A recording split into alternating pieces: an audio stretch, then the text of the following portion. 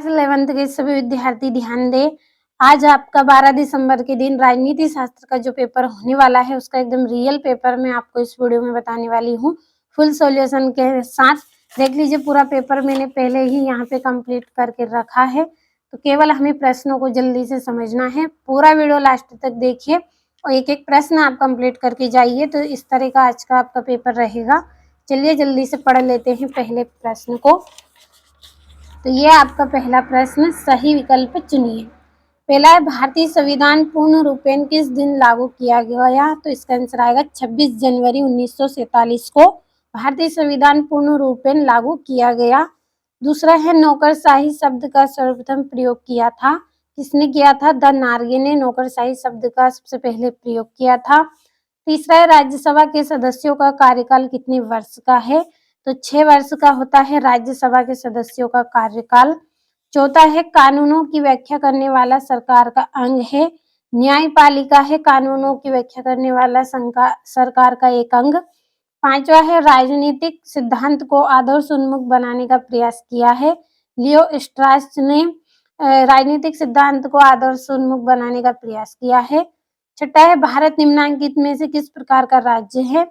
तो भारत क्या है? एक धर्म निरपेक्ष राज्य है। तो ये आपके 6 सही विकल्प हो गए।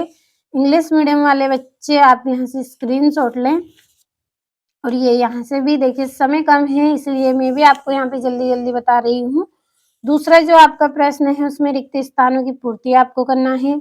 पहला है संविधान सभा की प्रारूप समिति के अध्यक्ष थे? कौन थे? डॉक्टर BR अम्बेडकर संविधान सभा की प्रारूप समिति के अध्यक्ष थे। दूसरा है दुनिया में संभवतः सबसे अधिक व्यापक अधिकार देश के नागरिकों को मिले हैं? किसके? दक्षिण अफ्रीका के नागरिकों को अधिकार दिए हैं। और तीसरा है राष्ट्रपति पद के प्रत्याशी को ₹150 जमानत राशि जमा करनी पड़ती है? कितने? 15,000 रुपया उनको जमानत राशि जमा करनी पड़ती है। चौथा है भारत में न्याय प्रणाली की व्यवस्था की गई है? किसकी? एकीकृत न्याय प्रणाली की व्यवस्था की गई है। पांचवा स्थानीय स्वशासन एक समिति क्षेत्र में कार्य करते हैं? तो कौन सी? हस्तांतरित शक्तियों का प्रयोग ये करते हैं।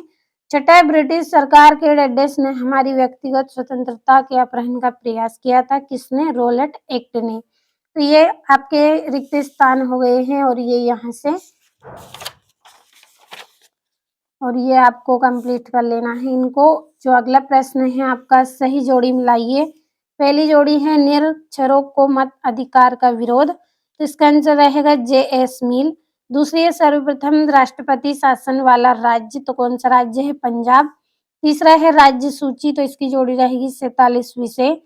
चौथा है समानता, तो इसकी जोड़ी रहेगी अनुच्छेद 14 से 18। पांचवा आर्थिक अधिकार, तो इसकी जोड़ी रहेगी शरणार्थी। छठा है युद्ध, अकाल या प्राकृतिक आपदा से स्थापित, तो न्यूनतम भत्ता। और मॉडर्न पॉलिटिकल एनालिसिस, तो इसकी जोड़ी आएगी रॉबर्ट डहल। तो ये आपकी जोड़ियां हो गई। ये यहाँ से आप कंप्लीट करें इन जोड़ियों को।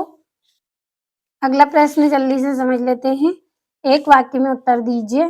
पहला है सरकार का जो अंग कानूनों को लागू करता है उसे क्या कहते हैं? कार्यपालिका कहते हैं। दूसरा है भारत की केंद्रीय व्यवस्थापिका को क्या कहा जाता है? भारतीय संसद कहा जाता है। तीसरा है अनुच्छेद 356 किससे संबंधित है? तो इसका आंसर आपको भरना है। चौथा है प्रथम राजनीतिक वैज्ञानिक किस विद्वान को माना जाता है? अरस्तु को माना जाता है। पांचवा है ऑन लिबर्टी पुस्तक के लेखक कौन है? JS मिल। और न्यूनतम आवश्यकताओं की अवधारणा किस पंचवर्षीय योजना में लाई गई? 5वीं योजना में।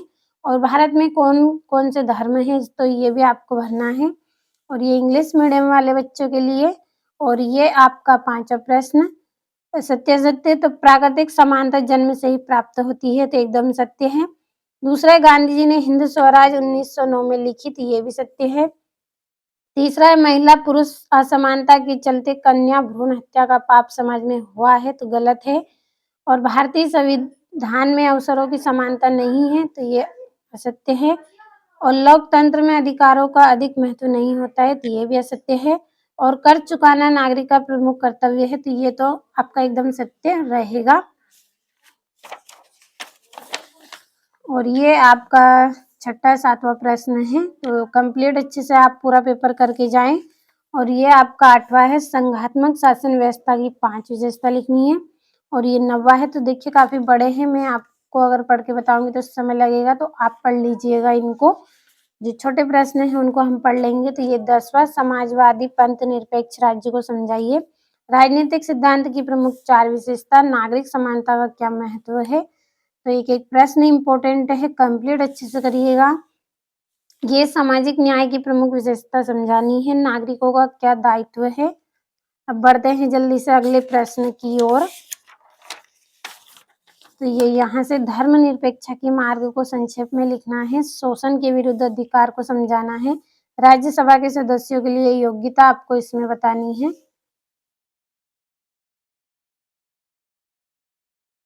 ये यहाँ से आप कंप्लीट अच्छे से करें पूरे प्रश्नों को। और ये आपका 20वां प्रश्न है, तो स्क्रीनशॉट के माध्यम से पढ़ लें। एक-एक प्रश्न मैंने आपको यहाँ पे बताया है, समय भी कम लिया है, तो आप पूरे प्रश्नों को कंप्लीट अच्छे से करें।